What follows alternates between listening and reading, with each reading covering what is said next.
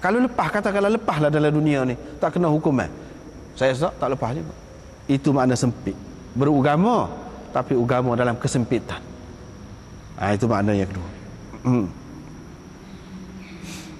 Seterusnya riwayat daripada Abdullah bin Umar, dia kata di antara perkara yang cukup membahayakan seseorang itu, apabila seseorang menjerumuskan dia ke dalamnya, dia tidak boleh keluar lagi.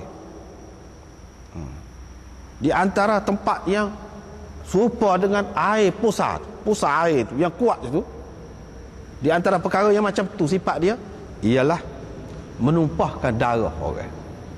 Lagu tu lah, kita bunuh orang serupa dengan kita pergi ke satu tempat yang air pusat kuat lah, jatuh situ tak tahu mana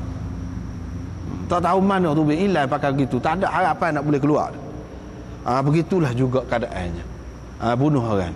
Ini semua Nabi SAW nak menggambarkan betapa beratnya. Cuba kita bayangkan lagu mana kalau kita jatuh di tempat lagu tu, di patah ke, di sungai ke, di mana-mana ke, kita kata kawasan yang memang dahsyat pusaran air dia tu. Bagaimana kalau kita masuk situ kan? Kita dengar semua cerita kan, kalau nak pergi tolong tu sekali pakai dia hilang, tak boleh tolong. Kuat sangat putar air tu masuk ke dalam. Menakutkan. Kalau kita takut benda tu, ni pun gitulah juga, kita kena takut, jangan main-main lah.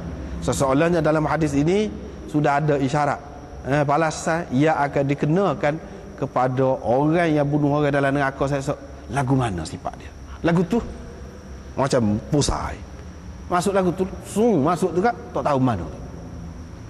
Dahsyat lah lagi daripada hak lain-lain. Ni hak Nabi SAW sebut, dia tidak sebut saja ni, isyarat dah kepada hak dalam neraka. Saya lagu mana. Kalau hak dalam dunia ni pun kita takut dah. Orang rusing belaka kalau takut pergi pusat gitu, tempat pusat lagu tu bukan orang seorang, kapal pun selah. Kapal besar tu hilang tak tahu apa kuan. Usaha kau seorang manusia. Kalau neraka lagu mana? Hak dunia pun kita tidak dapat tanggung dah. Neraka lagu mana? Kalau kita fikir, kita takutlah. Itu tujuannya di sini, hadis-hadis ni untuk tarhib, untuk menakutkan. Ini cara Islam, cara Nabi SAW. Dia nak suruh orang ni tidak terlibat dalam apa-apa perkara yang tidak baik. Misalnya dalam bunuh orang, dia mari sebut benda-benda yang menakutkan. Selain daripada itu, hukuman dalam dunia. Dua perkara lah yang disebut. Dua perkara. Secara kasarnya dua perkara. Seterusnya riwayat daripada Abdullah. Kalau kata Abdullah ni tak ada bin ke apa tu, maksudnya Abdullah ibnu Mas'ud. Sebab dialah hak masyhurnya. Dialah hak masyhur. Apalagi kalau kita tengok pada perawi di bawah dia tu anak murid dia, Abu Wa'il. Itu terkenal anak murid kepada Abdullah bin Mas'ud. Nabi SAW bersabda, kes yang mula-mula sekali dibicarakan di antara manusia di akhirat nanti ialah kes darah. Kes darah tu maksudnya kes bunuh lah, kes bunuh. Ni hak mula-mula sekali dibicarakan. Sedangkan dalam hadis dulu kita jumpa ada kes hak mula-mula sekali dibicarakan, iaitu kes mayat. Tidak ada percanggahan di antara hadis itu dengan hadis ini. Sebab hak tu menceritakan tentang hak Allah, dan hak ni hak manusia. Kes yang berkait dengan hak Allah, semayat, hak tu tanya mula-mula sekali, selesai hak tu dulu. Tak selesai hak tu payah nak selesai hak lain. Kes manusia hak mula-mula sekali diselesaikan, kes darah. Adakah terlibat dengan darah? Hak tu dulu. Tanya hak tu dulu. Adakah terlibat bunuh orang semasa di dunia dulu? Kalau tak ada, senang, baru kira hak lain. Kalau tak lepas hak tu, tak ada hak lain pada hak tu dulu lagi. Tak lepas dah, tak luluh dulu lagi. Ini yang dikatakan perkara yang mula-mula sekali diputuskan di antara manusia. Yang ini berkait dengan hak manusia, ialah kes darah. Kes darah. Sebab itulah dalam hadis dulu kan, dalam hadis cara ke orang tu tidak istibrak kencing tu, dia ada isyarat kepada dua ni lah. Dua ni dalam kubur Nabi SAW tu, dia pergi pacak di dua kubur tu. Dia bukan pacak saja tu, dia ada isyarat tu kepada umat dia. pada sahabat-sahabat nak menunjukkan dua perkara hak penting ni lah.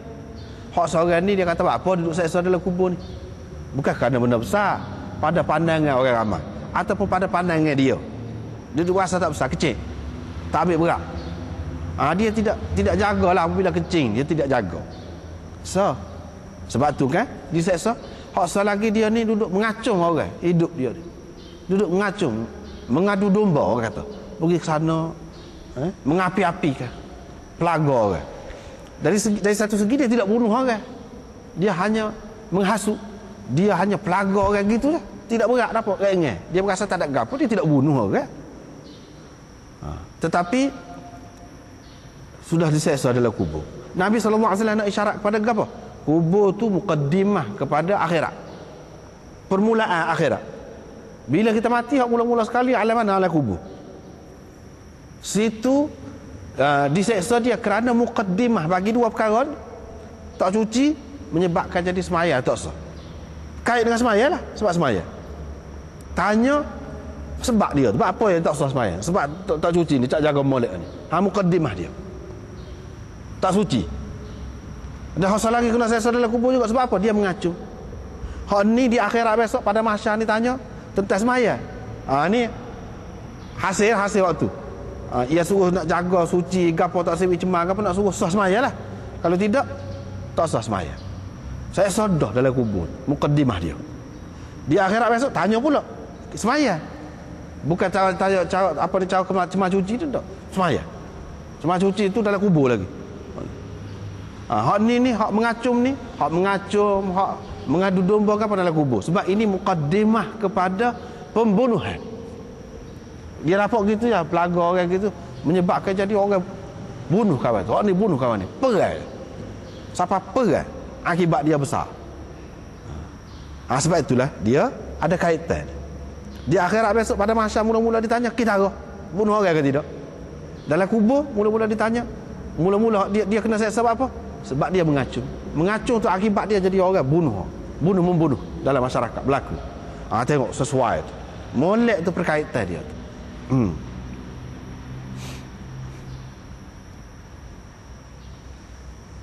Lepas tu cerita Miqdad bin Amr Al-Kindi, Miqdad Al-Aswad ini. Dia kata, dia tanya Rasulullah, dia andaikan lagu mana kalau gini Rasulullah, saya berjumpa dengan orang kafir, perang. Lepas tu dia tetak tangan saya, putus tangan. Lepas tu dia pun lari, nusuk balik pokok. Saya hambak dia lah. Dia pun kata aslamtu lillah. Dia tidak kata la ilaha illallah. Kes Usamah tu dia kata la ilaha illallah. Hak ni tidak kata la ilaha illallah. Aslamtu. Saya Islam dah.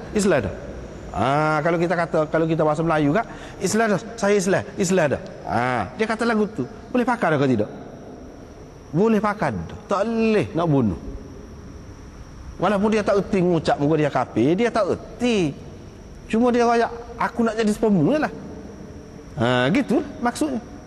Nak jadi Islam, kalau orang Islam lagu mana? Kena mengucap. Boleh jadi dia tak tahu lagi nak mengucap lagu mana pada masa tu. Kena ajar kemudian, dia tidak tahu mengucap. Tak tahu mengucap pun dia kata dia nak Islam. Dia Islam. Dia ngaku dia Islam. Tak boleh dah. Lepas tu dia kerak tangan saya. Kerak pun tak boleh. Kalau membunuh juga, Nabi SAW kata, dia akan berada di tempatmu sebelum engkau membunuhnya, dan engkau berada di tempatnya sebelum dia mengucapkan kata-katanya itu. Berat tu dia buat itu. Cara dia, bahasa yang dia guna. Dia akan berada di tempatmu sebelum engkau membunuhnya. Sebelum kau bunuh dia, kamu oleh Islam. Dia Islam. Dan engkau akan berada di tempatnya sebelum dia mengucapkan itu. Kira-kiranya engkau jadi kafir. Jadi kafir. Ni juga ni puak-puak Khawarij dan lain-lain hak pegang dia kata kalau bunuh orang Islam buat lakukan dosa besar jadi kafir ni lah. Sebab Nabi SAW kata engkau akan berada di tempat dia sebelum dia mengucapkan kalimah. Tempat dia tu dia kafir lah. Tetapi ahli sunnah mengatakan tidak gitu maksudnya. Engkau akan berada di tempatnya sebelum dia ucapkan kata-kata tu dia. Sebelum dia ucapkan kata-kata tu, bila perang kan, halalkan darah dia. Kalau mau bunuh pun tak apa. Begitu juga kalau mau bunuh dia, mu kena bunuh balik. Jadi darah mu halal pula atas dasar kisos. kena kisah. Kena kisah